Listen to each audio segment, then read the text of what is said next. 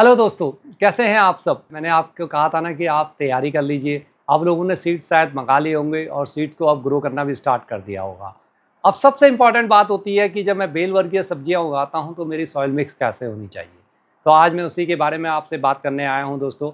मैंने आपसे वादा किया था कि मैं आपके साथ सारी चीज़ें शेयर करूँगा। दोस्तों, अगर आप तोरी लगाना चाहते हैं, अगर आप अपनी छत पर घिया उगाना चाहते हैं, इवन मैं कहता हूँ कि अगर आपके पास छोटी सी बालकोनी है लेकिन आपके पास 5-6 घंटे की धूप आती है, तो आप एक कट्टे में थोड़ा-सा मिट्टी भरिए और ट्राई करिए ना, 20-25 लीटर के आसपास में, लीटर में ही मिट्टी को काउंट किया जाता है, आप हैरानी ना हो।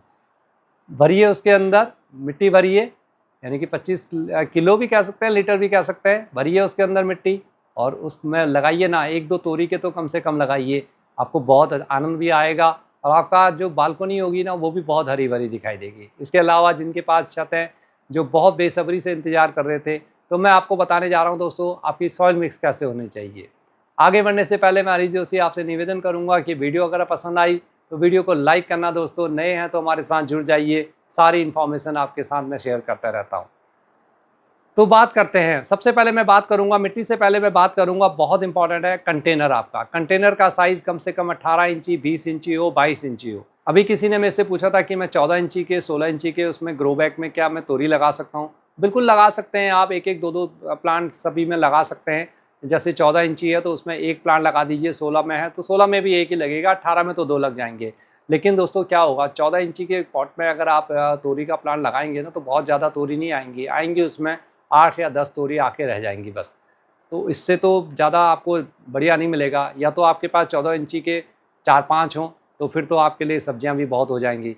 नहीं तो आपकी 1 या 2 तोरी आएगी, उससे ना आपकी सब्जी बनने वाली। अगर आप खाली शौक के लिए लगाना चाहते हैं तो वो ठीक है। अदरवाइज़ मैं आपसे कहूँगा कि 18 इंची लीजिए, 20 इंची लीजिए, जो जो चावल के कट्टे आते हैं। या ये देखिए ना, मैंने कैसे तोरी लगा रखी है अपने इस ग्रो बैग के अंदर भर रखी है। आप देख रहे हैं मेरी बेल कितनी अच्छी जा रही है। इस प्रकार के कट्टे आप भरेंगे तो आपको यहाँ पर 40-50 कट्टे, 40-50 से ज़्यादा आपको तोरी खाने को मिल जाएंगी। आपके साथ ये सब चीज़ें मैं शेयर करते रहूँगा। बस बात होती है कि आपका सॉइल मिक्स अच्छा हो। तो चाहे घिया उगा रहे हो, घिया के लिए तो बहुत ज़रूरी है कि आपका ग्रो बैग कम से कम 20 इंची का हो या 22 इंची का हो। इसी प्रकार से कद्दू है, करेले को आप ज़रूर 14 इंची, 16 इंची में उगा सकते हैं। करेला छोटे छोटे बेल में भी आपको बहुत फ़ायदा दे देता है। तो देर मत करिए, अपनी मिट्टी को तैयार करें। आइए मैं आपको मिट्टी बनाना सिखाता हूँ, कैसे बनाते हैं। मैंने आपके साथ अभी पीछे मिट्टी के बारे में बहुत कुछ बात करी है। आपने अगर मेरी वीडियोस देखी हो तो आपने सीखा होगा कैसे उसमें हम माइक्रोस को बढ़ाते हैं, कैसे हमारी मिट्टी जीवित होती है। आइए, अगर आप मैं सबसे पहले बात करूँगा उनके लिए जो नई नई स्टार्ट कर रहे हैं, यानी कि जो अभी मिट्टी लाएंगे बाहर से, पहले उसको करते हैं। फिर मैं आपको बताऊंगा कि अगर आप ऑलरेडी पहले से गार्डनिंग कर रहे हैं और आपके पास पहले से मिट्टी है तो उसको कैसे इस्तेमाल करना है। देखिए, अगर आप नया नया मिट्टी कहीं से लाते हैं तो बाहर से जो भी मिट्टी लाते हैं वो थोड़ा सा रेडिश में होती है, यानी कि थोड़ा सा उसका कलर आपका ऑरेंज या रेडिश में हो सकता है।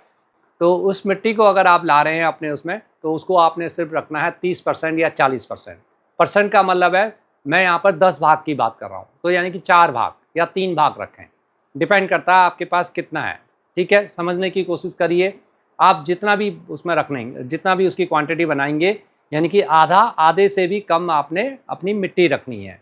और जितनी आपने मिट्टी रखी है दोस्तों, उतना ही आपको उसमें कंपोस्ट मिलाना है। अगर आप नया कर रहे हैं, स्टार्टिंग में बिल्कुल नई मिट्टी बना रहे हैं, तो आपको उसमें उतनी ही कंपोस्ट रखनी है। आप किचन कंपोस्ट को रख सकते हैं, गोबर की खाद उसमें लगा सकते हैं, या फिर आप वर्मी कंपोस्ट भी उतना ही उसमें मिक्स कर सकते हैं। अब आप कहेंगे कि इतना वर्मी कंपोस्ट तो हमारे पास नहीं है, तो कोई बात नहीं है, थोड़ा सा कम कर दीजिए। जितना आपने मिट्टी है उतना नहीं है तो उसका आधा तो उसमें आपने डालना ही डालना है, इस चीज़ का ध्यान रखें। ठीक है, तो 3 और 3 6 या 3 और 4 4 4 8, इस प्रकार से आपका ये रेशियो बन जाएगा। लेकिन अभी ये पूरा नहीं हुआ है। अब ये मिट्टी ना आपकी इतनी अच्छी भुरभुरी बनेगी नहीं है। अभी बहुत आपने अभी खाद डाली, लेकिन आप देखेंगे कि ना मिट्टी में पानी आपका रुक रहा है थोड़ा सा। तो जब शुरुआती मिट्टी होती है उसमें थोड़ा सा आपको सैंड मिलाना होता है, वो बहुत ज़रूरी होता है। तो लगभग 1/10 भाग, यानी कि 10 में से 1 भाग आप उसमें सैंड, जो बिल्कुल बारीक वाली जो ग्रे कलर में जो सैंड आती है, उसको मिलाइए। बदरपुर मिल जाएगा तो बदरपुर मिला दीजिए, कोई दिक्कत नहीं है। उसको मिट्टी में अच्छी तरह से मिलाइए। 10वां भाग, यानी कि सिर्फ 1 भाग मिलाना है आपको सैंड का। तो अब आपकी मिट्टी थोड़ा सा भुरभुरी होनी स्टार्ट हो जाएगी। अब आप इसमें मिला सकते हैं दोस्तों कोकोपीट या राइस हस्क। हालांकि मैं इन दोनों चीज़ों के अलावा आपको कहूँगा कि इन दोनों चीज़ों को ना मिलाएं। अगर आपको ड्राई लीव्स ईजिली मिल जाते हैं, सूखे पत्ते या टहनियाँ, छोटी छोटी बारीक सी टहनियाँ, कूड़ा कबाड़ा कहीं से इस प्रकार का कुछ मिल जाता है ना, तो आप उसको लाइए, कहीं पार्क से ले लीजिए, इकट्ठा कर लीजिए और उसको अपने ग्रो बैग के अंदर नीचे से भर दीजिए, या आधी मिट्टी के साथ उसको, आधी मिट्टी के साथ जो नीचे वाली लेयर है उसके साथ उसको मिक्स करते हुए मिला दीजिए। वो बहुत फ़ायदा देगा आपको। जी हाँ, ड्राई लीव्स। अगर वो सब नहीं है फिर आप कोकोपीट अपनी मिट्टी के अंदर अच्छी तरह से मिक्स कर लें, या फिर राइस हस्क अगर आपके वहाँ ईजिली मिल जाता है तो वो भी एक बहुत अच्छा ऑप्शन है। तो ये मिट्टी आपकी तैयार हो जाएगी। इस मिट्टी में अभी आप क्योंकि स्टार्टिंग में कर रहे हैं तो इसमें भी आपकी फास्फोरस की कमी होगी, कैल्शियम की कमी होगी, और दूसरी चीज़ें हैं कि इसमें बीमारी भी आ सकती है। तो आपको इसमें 1-2 मुट्ठी मिलाना है नीम खली। नीम खली ज़रूर मिलाइए, अदरवाइज़ आपको देखेंगे कि आपके तोरी के पत्ते ना बिल्कुल मुड़े-मुड़े से या कुछ इस प्रकार से आ सकते हैं, क्योंकि जब ऐसी मिट्टी आती है तो उसके अंदर बीमारियां होती है। और 1 मुट्ठी उसमें आप डालेंगे बोन मील। अगर बोन मील आप इस्तेमाल नहीं करना चाहते, हड्डियों का चूरा आप उसमें अगर इस्तेमाल नहीं करना चाहते हैं, तो आप उसमें मिलाइए रॉक फॉस्फेट। जी हाँ, आप रॉक फॉस्फेट बाज़ार से मंगा सकते हैं, और रॉक फॉस्फेट इतने से उसमें कम से कम आधा किलो मिलाइए। आधे किलो से 1 किलो, बस इससे ज़्यादा रॉक फॉस्फेट नहीं मिलाना है। इसमें कैल्शियम भी होगा आपका, और फॉस्फोरस भी बहुत अच्छा मिलेगा आपको। और जो मैंने आपको बताया था दोस्तों प्रोम बनाना, अगर वो प्रोम आपने बना रखा है तो आधा किलो 1 किलो वो मिला देंगे तो आपकी मिट्टी बहुत जानदार बनेगी। कोई बात ही नहीं कि आपके रिज़ल्ट अच्छे ना आए। बस 30-40 दिन तक इसमें ग्रो होने दीजिए। उसके बाद थोड़ा-सा उसमें 1-2 मुट्ठी अपनी गोबर की खाद डाल दें, और फिर उसके बाद उसमें फ्रूटिंग जब टाइम आएगा तो फिर उसमें पोटाश की मात्रा डालते रहिए। बहुत अच्छी आपको फ्रूटिंग मिलेगी। समय-समय पर आपके साथ में ये सब चीज़ें अभी आपके साथ शेयर करता रहूँगा। तो ये मिट्टी आपकी जब तैयार हो जाएगी, इसमें ग्रो करिए दोस्तों। आप सीधा इसमें बीज भी लगा सकते हैं, और अगर आपने पहले से अगर प्लांट तैयार कर रखा है तो इसमें लगा दीजिए। आप इसको लगा के रखिए दोस्तों, फिर आगे की टिप्स भी मैं और आपके साथ बताऊंगा। ये तो आपकी मिट्टी की हो गई। अब मैं बात करता हूँ उन गार्डनर्स की जिनके पास ऑलरेडी अपने गार्डन की पहले से मिट्टी बनी हुई है और अच्छी भुरभुरी मिट्टी है। क्या ये सब चीज़ें हमें उसमें मिलानी है? क्या हमें आधा कंपोस्ट मिलाना है? जी नहीं। जितनी आपकी मिट्टी है उसका 1/3 आपने लेना है, सिर्फ 1/3 या उससे भी थोड़ा सा कम। कोई भी कंपोस्ट लीजिए, वर्मी कंपोस्ट है तो वो लीजिए, गोबर की खाद है तो वो लीजिए, और आपकी किचन कंपोस्ट है थोड़ा सा क्वांटिटी उसके आधी के बराबर कर दें किचन कंपोस्ट को, और इन सबको अच्छी तरह से मिला लीजिए। बाकी आपको कुछ भी नहीं मिलाना है, उसमें कोई ज़रूरत नहीं है। आपको कोकोपीट नहीं मिलाना है, आपको सैंड नहीं मिलानी है, क्योंकि सैंड आप पहले मिला चुके हैं। आपकी मिट्टी की, मैं ऐसी मिट्टी की बात कर रहा हूँ कि आपकी मिट्टी पहले से ही वेल ड्रेन्ड है, आपके कंटेनर पहले से भरे हुए हैं। लेकिन हाँ, मैं आपको ये ज़रूर कहूँगा कि कंटेनर आपके पहले से भर रखे हैं तो उनको अच्छी तरह से ऊपर नीचे करिए, मिट्टी को अच्छी तरह से उसकी गुड़ाई करें। मिट्टी में से जो भी चीज़ें निकलती हैं, जितने भी वीड्स वगैरह होती हैं, उनको सब साइड में हटा दें। रूट्स को साइड में दबा दीजिए, कोई दिक्कत नहीं है किसी प्लांट की अगर रूट उसके अंदर है। और उस मिट्टी में थोड़ा सा आप हल्का सा नीम खली डाल दीजिए, हल्की हल्की बोन मील डाल दीजिए, बस, ज़्यादा नहीं। ज़्यादा क्वांटिटी में अगर आप डालेंगे ना तो फिर उसका रिजल्ट भी हमारा बहुत अच्छा नहीं आता। पेड़ प्लांट आपका बहुत घना हो जाता है, पत्ते चौड़े चौड़े होने लग जाते हैं, और फ्रूटिंग बहुत कम हो जाती है। इस चीज़ का हमें विशेष रूप से ध्यान रखना होता है। अगर मैं घिया की बात करूं और कद्दू की बात करूं, तो ये जो आपने अभी मैंने आपको जो बताया ना, उसको थोड़ा सा आपको बढ़ाना होगा। घिया और कद्दू के लिए लगभग आपको 40% के आसपास में वर्मी कंपोस्ट या गोबर की खाद कोई भी हो वो मिलानी होगी, ये सफिशिएंट होता है। ये जो खाद आपकी चलेगी ये फिर अगेन आपकी 30 से 40 दिन तक चलेगी, जब जब तक कि आपका पौधा लगभग काफ़ी हाइट तक ऊपर नहीं पहुंच जाता। और जब वो आप उसमें ऊपर से थोड़ा थोड़ा उसकी प्रूनिंग स्टार्ट कर देंगे, उनकी टिप्स को तोड़ना स्टार्ट कर देंगे, तो उसमें न्यू शूट्स निकलनी स्टार्ट हो जाएंगी। जब आपका वो टिप्स को तोड़ेंगे और न्यू शूट्स निकलनी स्टार्ट होगी ना, उस वक्त उसमें थोड़ा सा फिर से नीचे से कुछ गोबर की खाद दे दीजिए, या उसमें लिक्विड फर्टिलाइज़र उस वक्त दे दीजिए। फिर उस ये लिक्विड फर्टिलाइज़र सरसों की खली का हो सकता है आपका, या फिर उसमें आप गोबर की खाद का ही आपका जो होता है वो डाल सकते हैं। उपले का आप इसमें डाल सकते हैं। जो भी आप बनाते हैं लिक्विड फर्टिलाइज़र जो समय समय पर मैंने बताया हुआ है, उन चीज़ों का प्रयोग करिए। अभी आपको इसमें केले के छिलके का पोटास वाला यानी कि ओनियन पील का डालने की अभी आवश्यकता नहीं है। जब आप प्लांट देखें कि घना हो रहा है, अब उसमें फ्लावर बनने स्टार्ट हो गए हैं, तब दीजिए उसमें पोटास। फिर स्प्रे करिए या रूट जोन पर भी डालिए। आपके घिया तोरी सब आएंगे दोस्तों, फ्लावर भी आएगा, और हो सकता है तो बीच में एक बारी माइक्रोन्यूट्रिएंट्स कोई भी होना उसका भी स्प्रे कर दीजिए। अगर आप किचन कंपोस्ट को यूज़ कर रहे हैं तो माइक्रोन्यूट्रिएंट्स भी देने की आवश्यकता नहीं होती है, क्योंकि उसके अंदर ऑलरेडी सब चीज़ें होती हैं।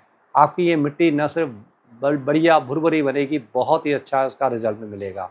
आप अपने ग्रो बैग अगर आपने पहले से भरे हुए हैं ना, थोड़े से सूखे पत्ते आपके पास हैं उनको मसल दीजिए हाथों से और उसको मिट्टी के अंदर मिला दीजिए। और दोस्तों अगर आप जीवामृत बनाते हैं तो पहले जब आपका प्लांट छोटा सा होता है तब थोड़ा सा जीवामृत उसमें डाल दीजिए। आपके घिया, तोरी वगैरह, कद्दू वगैरह कुछ ख़राब नहीं होगा। फ्रूट ड्रॉपिंग से संबंधित आपको समस्याएं नहीं आएंगी। जो फूल हमारे बनते हैं, बर्ड्स हमारे बनते हैं, वो कभी गिरेंगे नहीं। लेकिन ध्यान रखिए इनके साथ साथ ना कुछ फूलों के प्लांट ज़रूर लगाइए, फ्लावर्स, क्योंकि जो मधुमक्खियाँ हैं, जो पॉलिनेटर्स हैं, वो अपना काम करेंगी। अगर ये सब नहीं लगा रखा तो मेरे को रिज़ल्ट बहुत अच्छे नहीं मिलते हैं। और साथ में थोड़ा थोड़ा आपसे मैं ये भी कहूँगा कि हैंड पॉलिनेशन करते रहिए। मेल फीमेल फ्लावर को पहचानिए और उनका पॉलिनेशन करते रहिए। समय समय पर आप पॉलिनेशन करते रहेंगे ना तो आपको रिज़ल्ट और भी अच्छे मिलेंगे, क्योंकि जब मैं हैंड पॉलिनेशन करने लग जाता हूँ तो मेरे रिज़ल्ट 100% हो जाते हैं। अगर मैं छोड़ देता हूँ तो वही रिज़ल्ट मेरे 30-40% पर आ जाते हैं। यानी कि 10 अगर मेरे फ्लावर खिले हैं फीमेल तो उसमें से मेरे सिर्फ 4 या 5 ही उसमें पॉलिनेशन हो पाता है, बाकी 6 फ्लावर मेरे ख़राब हो जाते हैं। आपको समझ में नहीं आता है कि ऐसा क्यों हुआ है। घिया के अंदर एक बेल के अंदर अगर 8-10 छोटे छोटे फीमेल आ गए तो सभी नहीं बनेंगे, आप ये ध्यान रखिए। चाहे आप कितना भी कर रहे हो, आप छत पर गार्डनिंग कर रहे हैं, कंटेनर में गार्डनिंग कर रहे हैं, उसमें 2 या ज़्यादा से ज़्यादा 3 घिया लगेंगी, बाकी ड्रॉप हो जाएंगे। ये सब नेचुरल है, तो उसमें घबराने की आवश्यकता नहीं है। बहुत ज़्यादा बोन मील या कुछ भी ज़्यादा आपको नहीं डालना है। थोड़ा सा कैल्शियम का ज़रूर प्रयोग करें। कैल्शियम खाद अपने गार्डन में ज़रूर दीजिए, जो मैं भूल गया था। नए और पुराने जितने भी हैं थोड़ा सा कैल्शियम का ज़रूर प्रयोग करिए। कैल्शियम के लिए मैंने आपको बता रखा है। आपने वैसे तो रॉक फॉस्फेट और बोन मील का प्रयोग किया ही हुआ है, लेकिन अगर आप डाल सकते हैं चूने के पानी का कभी कभी स्प्रे कर दें या छाछ का इसमें स्प्रे करिए। वो मैं आपको साथ में बाद में बताऊंगा कि आप इसमें कैसे इस फर्टिलाइज़र को बनाकर अपने घिया पर बहुत सारे फल ले सकते हैं। तो दोस्तों ये मिट्टी आप तैयार करेंगे तो कोई बात ही नहीं कि आपको अच्छे रिजल्ट नहीं मिलेंगे। करिए ना ऐसे, कुछ मेहनत करिए, गार्डनिंग में लग जाइए आज से। बस थोड़ा सा जैसे भी मिट्टी आपको मिलती है अपने गार्डन की मिट्टी को तैयार करें। तो ये मैंने इसमें मिट्टी डाल दी है। मेरी इसमें ऑलरेडी बहुत अच्छी कंपोस्ट वाली मिट्टी थी। अभी आपने देखा मैंने इसमें डाला है अपना गोबर और किचन कंपोस्ट का मिला हुआ। और पहले जो आपने देखा जो मैंने उसमें पहले डाल रखा था वो मेरा ह्यूमस बना हुआ था। छोटे टहनियाँ वगैरह जो छत का कूड़ा था उस पर साथ गोबर की खाद थोड़ा सा डालते हुए मैंने इसी प्रकार से मिला दिया था। 2-2.5 महीने से रखा है, वो ह्यूमस बन गया। आपने देखा वो बहुत अच्छा काम करता है। आपकी मिट्टी जितनी ह्यूमस होगी ना उतना आपको अच्छे रिजल्ट मिलेंगे। अब आप इसमें देखिए मैंने ये गर्मियों के अंदर मिर्च के प्लांट रख दिए थे। अब ये बहुत बड़े बड़े हो गए, तो इनको मैंने ना ये क्या करा है डंडी से ऐसे साइड कर दिया है, क्योंकि बीच में आएंगे तो ये फिर इसके साथ शैडो करेंगे। देखिए इस प्रकार से, तो ये इसमें बने रहेंगे, कोई दिक्कत नहीं है। ये अपराजिता का एक प्लांट जा रहा है चौलाई के साथ, चौलाई को हम हटा देंगे, अपराजिता ये साथ साइड में जाएगा। ये सनफ्लावर का है, ये किनारे पर रहेगा, इससे मेरे को कोई दिक्कत नहीं है दोस्तों। तो इसमें मैं आपको ये देखिए मैंने एक ऑलरेडी इसके अंदर लगा दिया है। फिलहाल मैंने रूट्स के लिए ये देखिए इसको सेव करने के लिए इस प्रकार से साइड से इस प्रकार से गत्तों से इसको ढक दिया है। आप ये काम भी कर सकते हैं। अभी मैं आपको एक प्लांट और लगा के दिखाता हूँ। जितनी भी बेल वर्गीय सब्जियां आप लगा रहे हैं ना इसी प्रकार से, ये देखिए इसकी 1 2 3 4 ये 4 लीव्स हैं। और ये नीचे वाली लीव्स जो हैं ये ट्रू लीव्स यानी कि जो स्टार्टिंग में आती हैं, इनको आप हटा सकते हैं, नहीं भी हटाएं कोई दिक्कत नहीं है। ये बिल्कुल सही समय है। और देखिए इसको करने के लिए आपने क्या करना है, थोड़ा सा आप डिस्टेंस रखिए। यहाँ पर ये है करीब करीब 1-1.5 फीट के आसपास ये, और यहाँ पर ये 3 प्लांट में इतने बड़े ग्रो बैग के अंदर लगा रहा हूँ, जिससे मेरे को बहुत बेहतरीन रिजल्ट मिलेंगे। तो इसके लिए मैंने देखिए यहाँ पर इसके लिए जगह बना लूँगा। आपने देखा मैंने ये मिट्टी को पूरा ऊपर नीचे अच्छी तरह से कर दिया। अब मेरी मिट्टी ना बहुत अच्छी तरह से हो गई है, कहीं इसमें ढेले नहीं है, कहीं कुछ नहीं है, सब जगह इसकी खाद मिल गई है। आप मिट्टी देख रहे हैं मेरी कितनी अच्छी ये भुरभुरी मिट्टी है। देखिए ये जो रूट्स आ रही हैं ये दूसरे शिमला मिर्च वगैरह इन प्लांटों की है। अब आपको इसमें सावधानी बरतनी है। हाथ की उंगलियां इस प्रकार से रखें, यहाँ पर रखा 1 2, बस ये देखिए सिंपल, देखिए आराम से निकल आता है और इसकी बहुत सुंदर रूट्स आती हैं। ये जो पत्थर है आपने रखे हुए हैं मैंने नीचे, ये देखिए आप रूट्स को देख रहे हैं, इनको हटा लेना है आपने। इस प्रकार की गार्डनिंग टेक्निक जब आप अपनाते हैं ना तो आपके प्लांट को ज़्यादा दिक्कत नहीं होती है, ज़्यादा वो शौक में नहीं जाता है।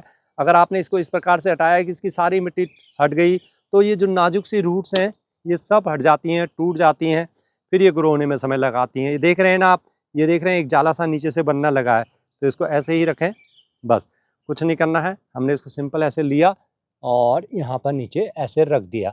भरी दोपहरी में भी ये अगर मैं ये प्लांट लगाऊंगा ना तो मेरा ख़राब नहीं होगा, सिर्फ इसीलिए क्योंकि मैंने पूरी सावधानी बरती है। थोड़ा सा इसके रूट्स के आसपास इस प्रकार से मिट्टी को लगा दें। बहुत ज़्यादा पानी डालने से अभी फ़िलहाल बचें, हल्का हल्का पानी हम डालेंगे। जैसे मैंने उसमें यहाँ डाला, देखिए यहाँ पर भी मैं इसके रूट्स को ढक देता हूँ जिससे इसमें कोई कीड़े वगैरह ना आए। हल्का सा मॉइस्ट, अभी पानी डाल दूंगा मैं इसमें, बहुत ज़्यादा डालने की आवश्यकता नहीं है, कल बारिश हुई है तो थोड़ा सा ऑलरेडी आप देख रहे हैं मेरा ये गीला है। तो इस प्रकार से दोस्तों आप इनको लगाते रहें, ये बिल्कुल सही समय है। अभी मैंने ना इसमें बोन मील वगैरह कोई भी चीज़ का इस्तेमाल नहीं किया, मैंने अभी इसमें रॉक फॉस्फेट वगैरह कुछ नहीं डाला हुआ। मैं इसमें थोड़ा सा ये बड़ी हो जाएंगी ना बेल कद्दू की, तब जो मैंने अपनी प्रोम बनाई थी खाद वो इसके अंदर थोड़ा सा डाल दूंगा। अभी इसको नाइट्रोजन की आवश्यकता है, इसलिए मैंने गोबर की खाद और अपनी जो ह्यूमस वाला था और जो अपनी किचन कंपोस्ट था वो सब मिलाकर इसके अंदर डाल दिया है। अब आपको इसमें पानी देना है, देखिए सिंपल, बहुत आसान है। आप बहुत ज़्यादा पानी न डालें और इसकी रूट से थोड़ा सा आसपास इस प्रकार से पानी डालिए कि इसकी जो नीचे मिट्टी है ना वो अच्छी तरह से सेट हो जाए। देखिए पूरा 1 लीटर के आसपास में मैंने ये पानी डाला है। ये अब आपने ध्यान देना है कि अब आपको इसको 20-25 दिन तक कोई भी किसी भी प्रकार की खाद नहीं देनी है। ज़्यादा आप इसमें कुछ खाद डालेंगे ना तो ये प्लांट हमारा ख़राब हो सकता है, इस चीज़ का ध्यान रखें। इस टाइम पे बारिश का सीज़न है, इनको ग्रो होने दीजिए। इसका जो लाइफ है, कद्दू की जो लाइफ है वो लगभग दोस्तों 80-90 दिन के आसपास की होती है जब ये फ्रूटिंग पे आता है, बहुत समय लेता है। इसलिए ये है हमारी घिया जो मैंने इतने बड़े ग्रो बैग में लगा रखी है। मैंने घिया में पहली बार देखा है दोस्तों, ये पता नहीं फर्स्ट टाइम मैं देख रहा हूँ, बिना मैंने किसी प्रकार की पिंचिंग किए हुए। देख रहे हैं यहाँ से भी सूट्स इसमें आ रही है, यहाँ से भी आ रही है और ये नीचे से भी निकल रही हैं।